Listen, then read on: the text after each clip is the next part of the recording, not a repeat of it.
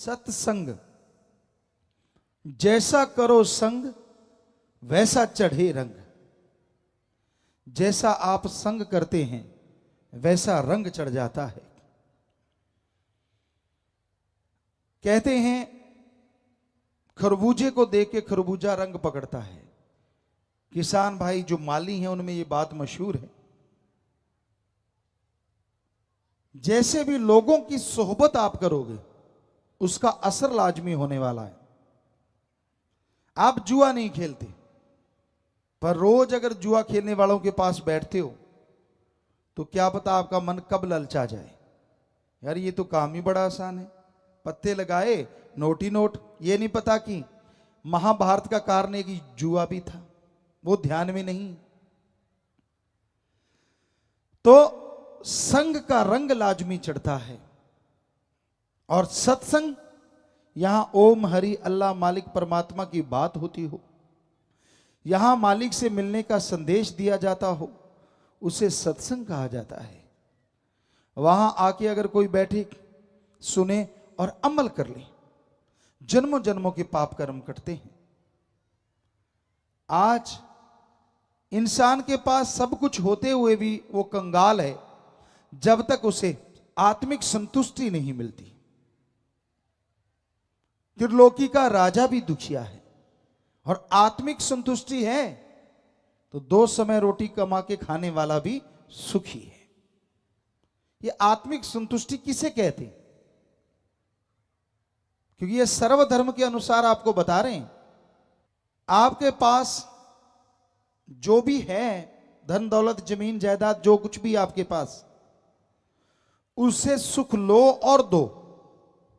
यानी खुद के लिए बनाओ कमाओ और दूसरों को भी उससे मदद पहुंचाओ। जो आपके पास नहीं है उसके लिए मेहनत करो, टेंशन ना करो। इसी का नाम संतुष्टि है, इसी का नाम संतोष धन है। आपके पास कितना भी हो, अगर आप चिंता ही करते जा रहे हैं, टेंशन में ही जिंदगी गुजारते हैं, वो सब कुछ होते हुए भी न के बराबर है। आप दुखी रहेंगे, परेशान रहेंगे, गमगीन रहेंगे। यह जरूरी है कि जो आपके पास है उसकी खुशियां लो और दो, और जो नहीं है उसके लिए अच्छे कर्म, कड़ा परिश्रम, हक हलाल, 10 9 दी किरत कमाई, हार्ड वर्क करके खाओ, मेहनत की कमाओ। ठगी बेईमानी भ्रष्टाचार कभी ना करो। संतों ने लिखा है, माया होई नागनी जगत रही डहकाय। माया होई नागनी और जगत रही डहकाय, जो इसकी सेवा करे उसको ही ये खाए। पाप जुल्म की कमाई किसी के घर में आती हो, बुरा ना मानना। ठगी बेईमानी भ्रष्टाचार बुरे कर्मों से कमाने वाला कोई सज्जन बैठा हो, यह कमाई जैसे जैसे आएगी वैसे वैसे घर से प्यार मोहब्बत, सुख शांति, शारीरिक तंदुरुस्ती चली जाएगी। हमने देखा है बड़े बड़े राजा महाराजाओं को, सत्संगे करी, लोग आए, अच्छा संगमरमर लगा हुआ है, करोड़ों अरबों रुपए का जायदाद है, लेकिन वो नशा कर रहे हैं दिन रात, कुत्तों के एसी लगाए हुए हैं। हम नहीं कहते कि ना लगाओ, जितनी मर्जी लगाओ, लेकिन बुरा हाल इसलिए है क्योंकि घर में औलाद नहीं है, ना बेटा है ना बेटी है, सुन्ने महल हैं, बुरा हशर है, तड़फ रहे हैं, व्याकुल हैं। तो कबीर जी के ये वचन, माया होई नागनी जगत रही डहका, वो याद आ जाते हैं। संत ये कभी नहीं कहते कि पैसा ना कमाओ, कमाओ। हिंदू धर्म कहता है कड़ा परिश्रम मेहनत की करके खाओ। हिम्मत करे अगर इंसान तो सहायता करे भगवान। इस्लाम धर्म कहता है हिम्मते मर्दा मदद खुदा। सिख धर्म कहता है 10 9 दी किरत करो, वंड के छको तो वाहिगुरु साथ दिंदा है। और इंग्लिश फकीर कहते गॉड्स प्रेयर करो और हार्ड वर्क करो। मेहनत से नहीं रोकते, पर किसी के मुंह का निवाड़ा छीन के अगर खुद के मुंह में डालोगे तो वो अमृत नहीं, धीमे जहर का काम करेगा और आप दुखी परेशान बीमारियों से घिर जाओगे। इसलिए मेहनत की करके खाने में बड़ा आनंद है, बड़ी लज्जत है। आपको एक सच्ची बात सुनाते हैं। बहुत पहले की बात, दिल्ली साइड की बात। एक बादशाह था जो हक हलाल मेहनत की करके खाता था। एक नौकर उसने रखा था, बाकी तो जो नौकर थे वो रियाए प्रजा के लिए उसी खजाने में से सब चलता था। पर उसका अपना जो पर्सनल नौकर था उसको वो तनख्वाह देता था, 2 अशरफियां 4 अशरफियां। तो एक बार उस नौकर के घर से पैगाम आया कि आपकी बेटी की शादी करने वाली है, आप आइए, बादशाह सलामत से पैसा लेके आइए, धूमधाम से शादी करेंगे। अब उस सज्जन ने, पता था, घर वालों को तो पता नहीं था, उसने सोचा मेरी 3-5-6 महीनों की तो तनख्वाह अभी बकाया है, अब मुझे फकीर ये राजा क्या देगा, चलो फिर भी राजा है तो इसी का सब कुछ। उसने राजा से कहा, हे राजा, हे महाराज, मेरी बेटी की शादी है, आपके पास तो बहुत सामान है, तो आप मुझे पैसा दीजिए, मैं जाके शादी करूं। बादशाह कहने लगा, तू तो सब जानता है, तू मेरा नौकर है और मेरे पास इतना पैसा नहीं है, मैं कुछ अशरफियां कमाता हूं और तेरा मैंने पहले भी नहीं दिया, मैं कोशिश करता हूं तुझे कुछ दे पाऊं। देखा तो सोने की 2 अशरफियां। बादशाह कहने लगा, ये मेरे पास बकाया है, ये तू ले जा। नौकर बादशाह के सामने क्या बोले, चुपचाप अशरफियां ले लिया, चल पड़ा। दिल में बड़े उतार चढ़ाव, अच्छे महाराज की सेवा कर रहे हैं, इतने बड़ा राजा, इतना बड़ा महाराजा, और दिया क्या, सिर्फ 2 अशरफियां। बादशाह कहने लगा, है तो ये 2, पर हैं ये मेरे खून पसीने की कमाई, तू लेके जा, मालिक ने चाहा तो बरकत होगी। तो वो चला गया नौकर। 1 दिन 2 दिन, काफी दूर था, तो जाते जब उस जाने लगा तो उसने सोचा, और तो इसका क्या करेंगे, कुछ ले भी नहीं सकते, क्यों ना यहां से अनार वगैरह ले लें, जो कि और जगहों पे नहीं होती। उस एक बीच में जो राज्य आया उसमें से उसने अनार ले लिए, चल पड़ा अपने देश की ओर, अपने मुल्क की ओर। तो वो 2 रातें 3 रातें गुजार के जब एक जगह पहुंचा तो वहां अनाउंसमेंट मुनियादी हो रही थी कि बादशाह की, उस एरिया का जो बादशाह था, उसकी बेटी बीमार है और अगर कोई अभी अनार दे सकता है तो बादशाह उसे मुंह मांगा मोल देगा। वो आदमी कहने लगा, भाई कहां है आपका राज दरबार, मुझे लेके चलो। कहता, तू क्या कर देगा? कहता, मैं बादशाह की बेटी को ठीक कर दूंगा। बादशाह के दरबार में पहुंचे, कहने लगे, जी ये लड़का कह रहा है कि मैं बादशाह की बेटी को ठीक कर दूंगा। कहने लगा, बादशाह सलामत, मैं कोई जादूगर तो हो नहीं, आपने अनाउंसमेंट की अनार चाहिए, मेरे पास अनार है, अगर मैं वहां बोल देता कि अनार है तो मैं यहां नहीं पहुंच पाता, अनार जरूर पहुंच जाते, क्योंकि वो नौकर या जो अनाउंसमेंट कर रहे थे छीन के मेरे से ले आते।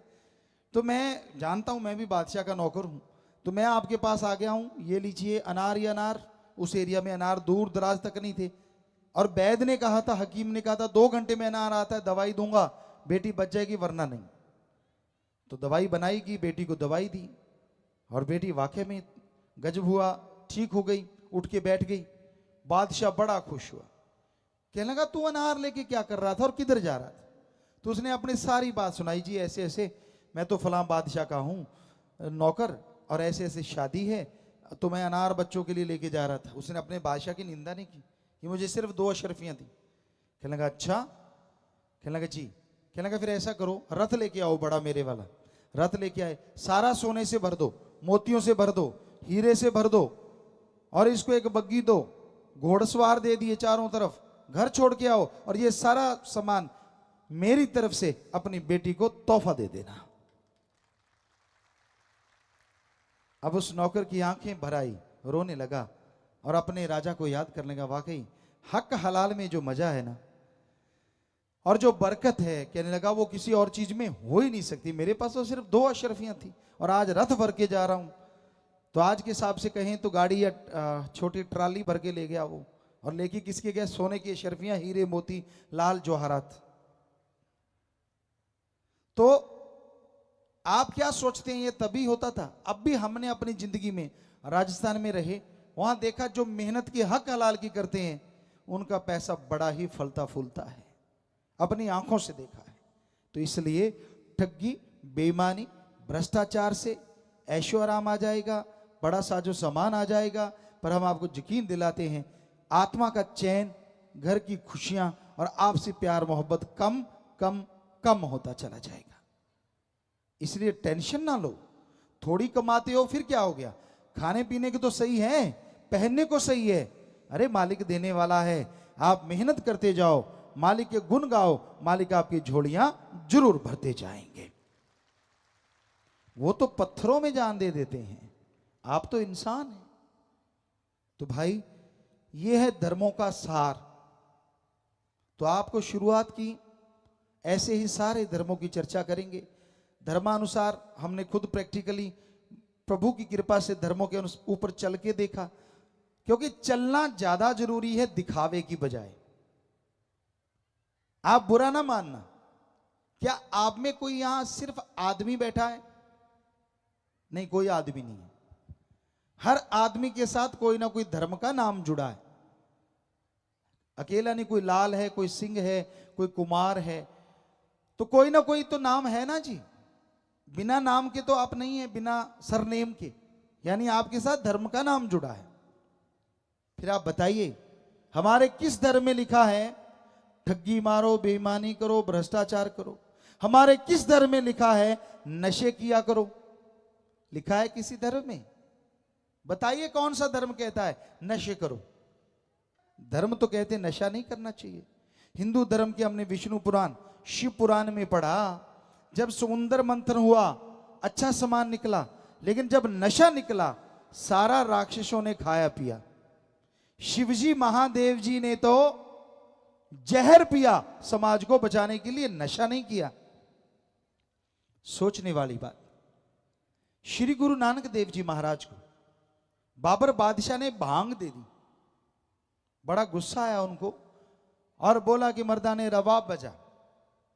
और फिर क्या गाया? पोस्त पंग अफीम मद, नशा उतर जाए प्रभात, नाम कुमारी नानका चढ़ी रहे दिन रात। पोस्त, भांग, अफीम, शराब, शाम की सुबह सुबह की शाम उतर जाती है, ये तो गंदगी भरे नशे हैं। अरे नशा करना है तो अल्लाह वाहिगुरु राम के नाम का करो। एक बार चढ़ गया इस जहान तो क्या अगले जहान में नहीं उतरेगा। इस्लाम धर्म में शर प्लस आप, शर माने उर्दू फारसी में शैतान और आब माने पानी। अल्लाह की इबादत करने वालों, शराब शैतान का पानी है, नशे खाना है, करना मत, पीना खाना मत, वरना की गई इबादत खाक में मिलेगी, दोजख में जलोगे। ईसाई धर्म में लिखा है वो नशे कभी ना करो जो गॉड से दूर करें, गॉड्स प्रेयर का नशा करो जो गॉड के करीब करे। तो सारे धर्मों में नशे तो मना है। जरा सोचिए, पूछिए अपने आप से, आप जिस धर्म के कपड़े पहनते हो, जिस धर्म के चेहरे पे आपने निशानियां रख रखी हैं, क्या वाकई उस धर्म के काम भी करते हो? अगर करते हो तो आप नशा नहीं कर सकते, ठगी बेईमानी भ्रष्टाचार नहीं कर सकते, किसी का हक मार के नहीं खा सकते। ये धर्मों में शरेआम सभी धर्मों में मना है। तो भाई आज का युग कलयुग है। काल समय को कहा जाता है, लेकिन रूहानियत में काल नेगेटिव पावर को कहा जाता है, बुराई की शक्ति, बुराई की ताकत, और अच्छाई की ताकत को कहा जाता है दयाल। ईश्वर, ओम, हरि, अल्लाह, गॉड, राम, देवा, बहुत से नाम हैं। तो आप अगर धर्म के कपड़े पहनते हो, धर्म के चिन्ह रखते हो, तो आपसे हाथ जोड़ के विनती है, जो भी आपका धर्म है सिर्फ कपड़े उसके ना पहनो, उस धर्म को मान के देखो, हम गारंटी देते आपको खुशियां जरूर आएंगी। लोग पता क्या कहते हैं? हम धर्म को मानते हैं पर धर्म की बात को नहीं मानते। मजा तो है ना, धर्म को मानो लेकिन धर्म की बात को उससे भी ज्यादा मानो, फिर देखो आप कैसे नजारे लूटेंगे और जो उसमें लिखा है सब आपको जरूर मिलेगा। धर्म शब्द का मतलब है धारण करना, ग्रहण करना।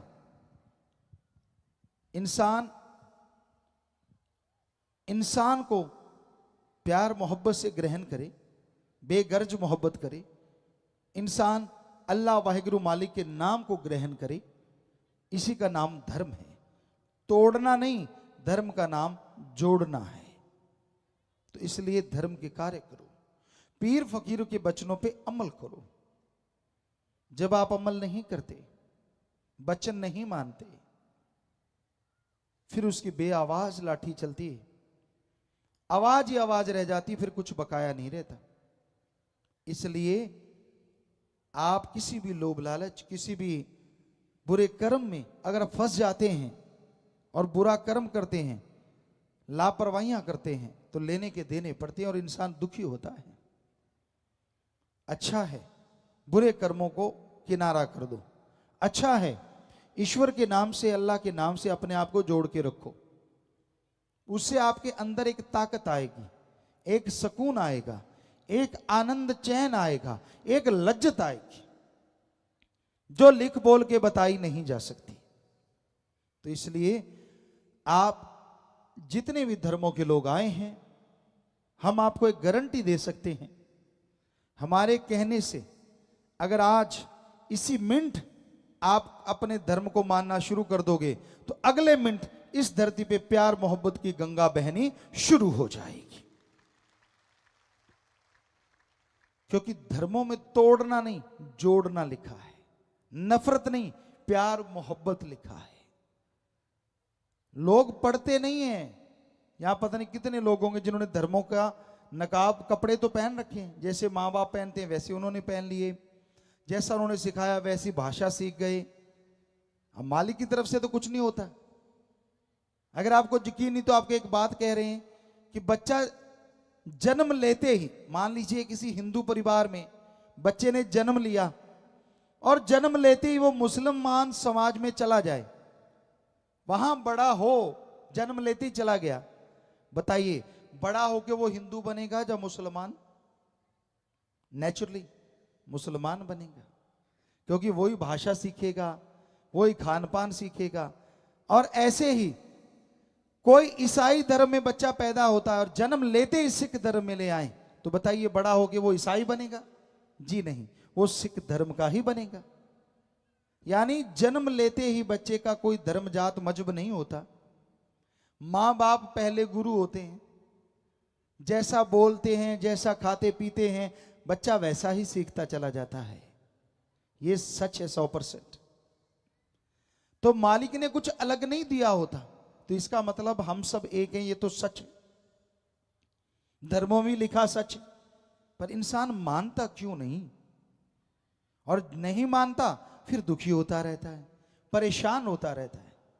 अगर धर्म का नकाब पहन के धर्म की बातों को नहीं मानते तो आप एक तरह से गुनाह कर रहे हैं, पाप कर रहे हैं, धर्म की धज्जियां उड़ा रहे हैं। उसका दुख तो आपको आएगा ही आएगा। मालिक का नाम लेने से बेइंतहा खुशियां मिलती हैं। 10वां द्वार इस्लाम धर्म में बोलें तो मेहराब, हिंदू और सिख धर्म में तीसरा नेत्र, 10वां द्वार तिल। हमारे 9 दरवाजे खुले हैं, 2 कान, 2 आंख, 2 नाक, 1 मुंह और 2 इंद्रियां। ये 9 दरवाजे खुले हैं, लेकिन एक 10वां द्वार भी, नॉलेज थर्ड आई, ज्ञान का तीसरा चक्षु, वो ये जगह है। ये यहां पे वो 10वां द्वार है। साइंटिस्ट भी मानने लगे यहां कुछ अलग से है। तो ये दरवाजा है, ये डोर है जो मालिक तक लेके जाता है। हमने अपने विचारों का शुद्धिकरण करना है, विचारों को एकाग्र करना है और यहां लेके आना है। और जैसे विचार इधर आते हैं आपके दिमाग की सोचने की शक्ति आप डबल इस्तेमाल करेंगे। टेंशन कब होती है आदमी को? हमने मनोविज्ञान को पढ़ा, कोई ऐसी बात जो आप किसी को बता नहीं सकते, पर आपका दिमाग उसका कोई हल नहीं बताता, आपको कोई रास्ता नहीं मिलता, तो वो बात दिमाग के अंदर ही अंदर चलती है। जितनी देर वो चलेगी आपकी टेंशन, चिंता, परेशानियां और बढ़ती जाएंगी, उसका सर्कल बन जाता है और आदमी टेंशन में डूब जाता है। होता क्या है, जैसे प्रभु परमात्मा अल्लाह राम का नाम लेते हैं, आत्मा शरीर में सिमट के 10वें द्वार में पहुंचती है, तो सोचने की शक्ति डबल हो जाती है। और जिस समस्या का हल पहले नहीं मिलता था, जब दिमाग की शक्ति डबल हो जाती है, उस समस्या का हल आपको आपके अंदर से मिल जाता है और आप टोटली टेंशन फ्री हो जाते हैं, चिंता मुक्त हो जाते हैं। ऐसे काम करता है मालिक का नाम, और डोरे तागे ताबीजों से काम नहीं करता। तो भाई वो मालिक का नाम आप सबके अंदर है, दिमाग की शक्ति भी आपके अंदर है। बड़े बड़े साइंटिस्ट, बड़े बड़े डॉक्टर मानते हैं कि आदमी अपने दिमाग का 10 से 20% ही इस्तेमाल में ला रहा है, और उसी में बड़ी बड़ी चीजें बन गई हैं, सुपर कंप्यूटर बन गए हैं, क्या क्या नहीं बना। तो इसको बढ़ाया जा सकता है तो मेडिटेशन के द्वारा।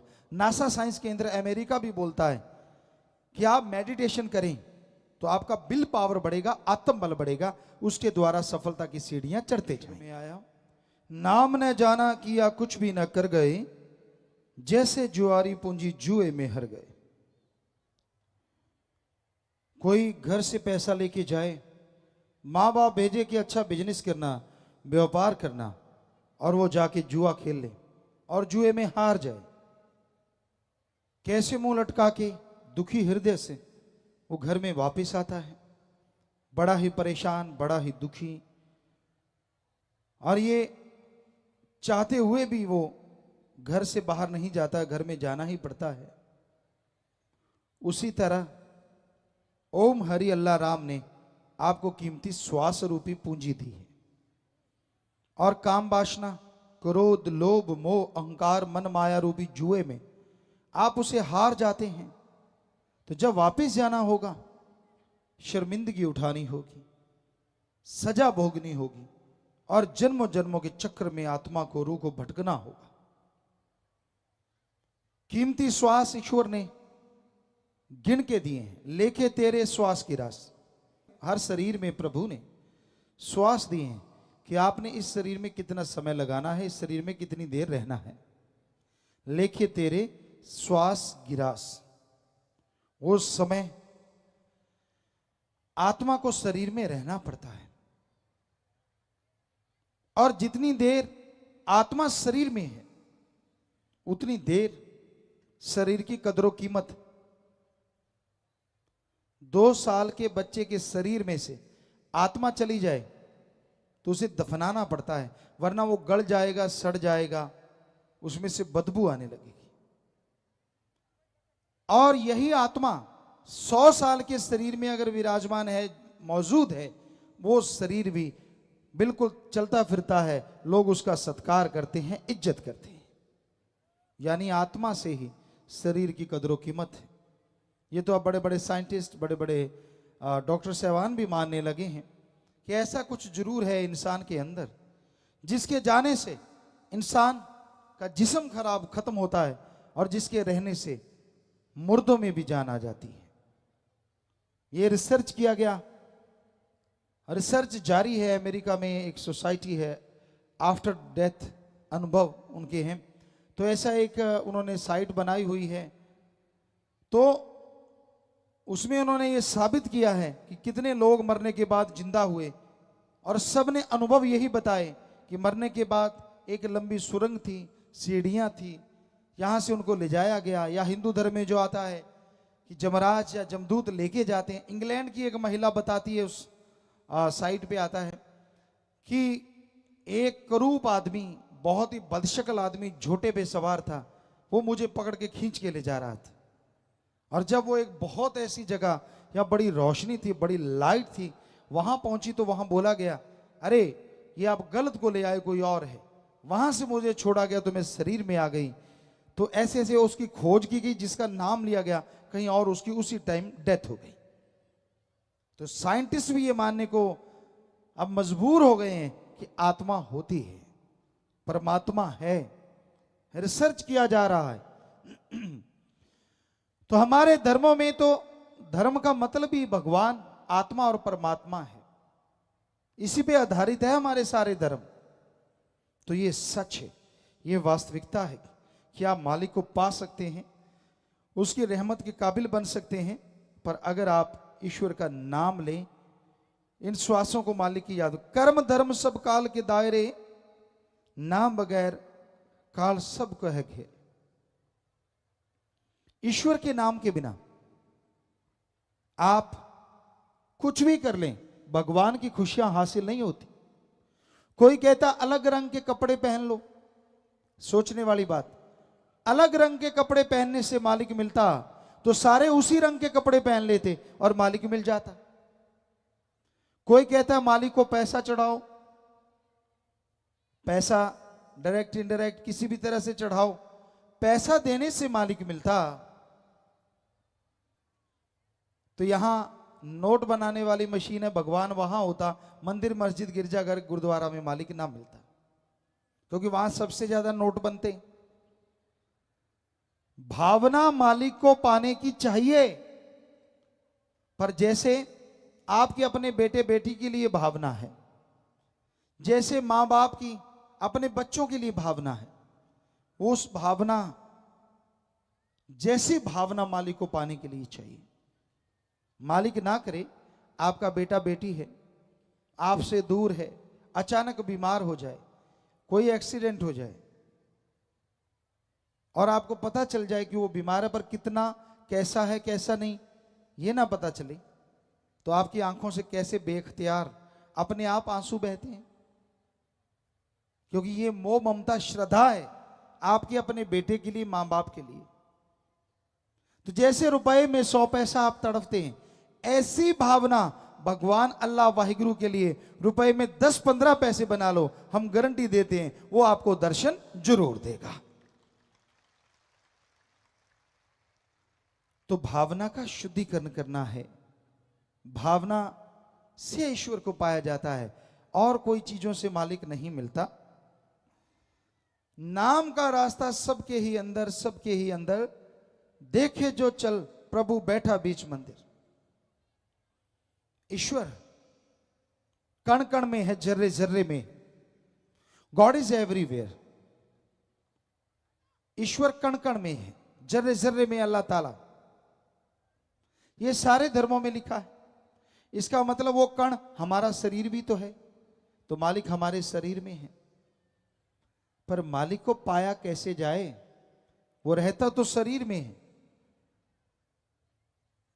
उसको पाने के लिए जैसे धरती में से पानी कैसे निकालते हैं, सरसों तिलों के तेल कैसे निकल आता है, दूध में घी समाया है, सब चीजें लेने के लिए विधि है, वैसे हमारे अंदर से मालिक को प्रकट करने के लिए एक विधि है, जिसे हमारे हिंदू धर्म में कहते गुरु मंत्रा, नाम दीक्षा, इस्लाम धर्म में कहते कलमा, इंग्लिश फकीर कहते method of meditation, the gods words, और सिख धर्म में कहते नाम शब्द।